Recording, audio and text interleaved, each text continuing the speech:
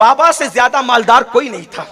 لوگ کہتے ہیں کہ مالدار باپ کی بیٹیاں بڑے عیش پرست ہوتی ہے، لیکن میں کہتا ہوں سب ایسی نہیں ہوتی. واللہ سیدہ فاطمہ کے بابا سے بڑا مالدار کوئی ہو نہیں سکتا، کیونکہ کسی کا باپ کھیت کا مالک، کسی کا باپ زمین کا مالک، کسی کا باپ گاؤں کا مالک، کسی کا باپ جاگیر کا مالک. سیدہ فاطمہ کے بابا وہ تھے جسے اللہ نے آسمان سے لے کے زمین تک کے ہر چیز کا مالک بنایا تھا، حتیٰ کہ اللہ نے انہیں جنت کا مالک بنا دیا تھا. خالق کل نے آپ کو مالک کل بنا دیا. دونوں جہاں ہیں آپ کے قبضہ و اختیار میں. نعرہ تکبیر، ایسے نعرہ رسالت، نعرہ رسالت، محفل مصطفیٰ.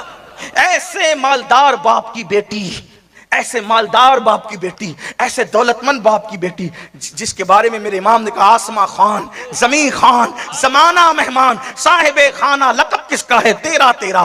جس کو بھی بھیک ملی ان کے در سے ملی، جس کو بھی جو نعمت ملی اس کے در سے ملی. خلق کے حاکم ہو تم، رزق کے قاسم ہو تم سے ملا جو ملا تم پہ کروڑوں درود. فرشتے جس کے دروازے پہ دامن بھرے، انبیاء جس کے دروازے پر نعمتیں پائیں. اللہ اکبر، وہ میرے نبی کی چوکھٹ ہے. اللہ اندازہ تو کریں، اتنے مالدار باپ کی بیٹی ہے، ہاتھ سے چکی چلاتی. سرکار مولا کائنات فرماتے ہیں فاطمہ کو چکی چلاتے چلاتے ہاتھوں میں گٹے پڑ گئے، ہاتھوں میں چھالے پڑ گئے تھے، چھالے گٹے پڑ گئے تھے. اور فرماتے ہیں جب پانی بھر کر اپنی پیٹھ پر مشکیزہ رکھ کر لاتی تھی تو پانی پیٹھ پر رکھ کر لانے کی وجہ سے پیٹھ پر مشکیزے کے کالے نشان پڑ گئے تھے. یہ تھی ان کی زندگی. اور حال کیا تھا؟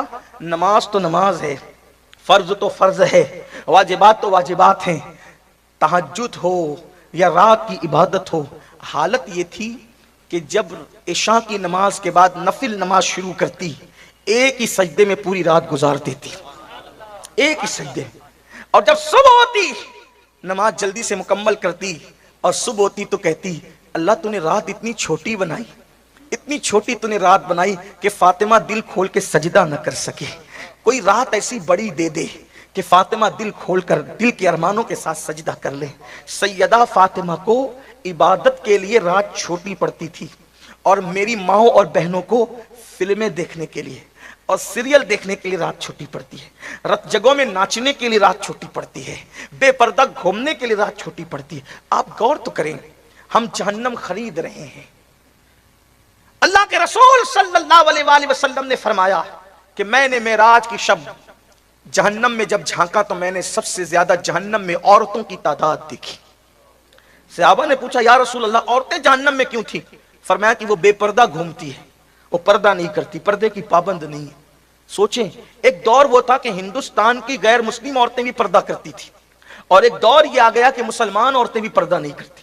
بلکہ عورتیں تو یہ کہتی ہیں مولانا چھوڑو، پردہ تو آنکھ کا ہوتا ہے، پردہ تو آنکھ کا ہوتا ہے. اللہ اکبر. ایک روایت مجھے یاد آئی، سیدہ فاطمہ الزہرا کے گھر میں، ذرا توجہ کرنا میری بہنیں خاص طور پر، اور آپ سے بھی کہتا ہوں اپنے گھر میں پردے کا نظام قائم کرو. باپ کی ذمہ داری، بھائی کی ذمہ داری. دیکھو اپنا صرف نیک بن جانا ہمیں نجات نہیں دلا سکتا جب تک گھر میں ہم اسلامی ماحول قائم نہ کریں. بلکہ میرے آقا کا فرمان یہ ہے جس گھر کی عورتیں بے پردہ رہتی ہو اور اس گھر کے مرد مثلاً بھائی باپ شوہر ان عورتوں کو بے پردگی سے منع نہیں کرتے، وہ مرد دیوس ہے، دیوس. اللہ نہ ان کی نمازیں قبول کرتا ہے نہ ان کی دعائیں قبول کرتا ہے. یعنی جس گھر کی عورتیں بے پردہ گھومے گی اس گھر کے مرد اگر ان کو منع نہ کریں، اللہ نہ ان کی نمازیں قبول کرے نہ ان کی دعائیں قبول کرے. آج سب کو شکایت ہے ہماری دعا قبول نہیں ہوتی. تیری بیٹی بے پردہ تو نہیں گھومتی، تیری بہن بے پردہ تو نہیں گھومتی، تیری بیوی بے پردہ تو نہیں گھومتی. کیا ہو گیا؟ دین سے دور ہو گئے، آخرت کی فکر بھول گئے، اللہ کے عذاب کو بھول گئے، اللہ کے عذاب کو کہانی قصہ سمجھنے لگے، واعظ و نصیحت کی محفل میں ہنسنے ہنسانے کی بات کرنے لگے. نہیں، مرنا ہے، آخر موت ہے، اللہ کو منہ دکھانا ہے. مسلمانوں تو اسلام پر چلو، اللہ رسول کی بات مانو، اپنی مرضی کے مطابق مت چلو. ایک مرتبہ سیدہ فاطمہ الزہرا کے گھر اللہ کے رسول تشریف لائے، ساتھ میں نابینا صحابی تھے. نابینا صحابی گھر میں آئے، سیدہ فاطمہ الزہرا کسی پردے کے پیچھے چھپ گئی. اللہ کے رسول نے امتحان لینے کے لیے کہا بیٹی فاطمہ کس سے چھپ رہی ہو؟ اشارہ کر کے کہا ان سے، تاکہ ان کا دل بھی نہ ٹوٹے. ان سے ارشاد ہوا یہ تو نابینا ہے. عرض کرتی آقا یہ نابینا ہے، میں تو نابینا نہیں ہوں. میں نابینا نہیں ہوں اس لیے ان سے پردہ کر رہی ہوں. اندازہ کریں, غور فرمائیں, یہ مزاج تھا سیدہ کائنات کا.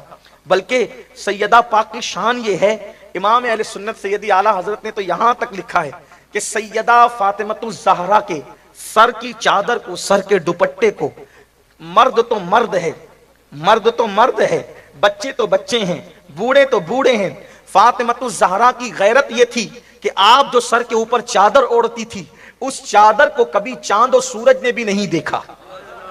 آپ نے اپنی سر کے چادر کو, سر کے بالوں کو نہیں, سر کے بالوں کی بات بہت بلند ہے, سر کے بالوں کی بات بہت بلند ہے. لاؤ کوئی ایسی عورت کائنات میں, لوگ ایسی خاتون کائنات کی اولین اور آخرین میں بتا نہیں سکتے یہ نبی کی بیٹی ہے, سیدہ طیبہ طاہرہ عابدہ زاہدہ راقیہ ساجدہ نقیہ تقیہ زکیہ.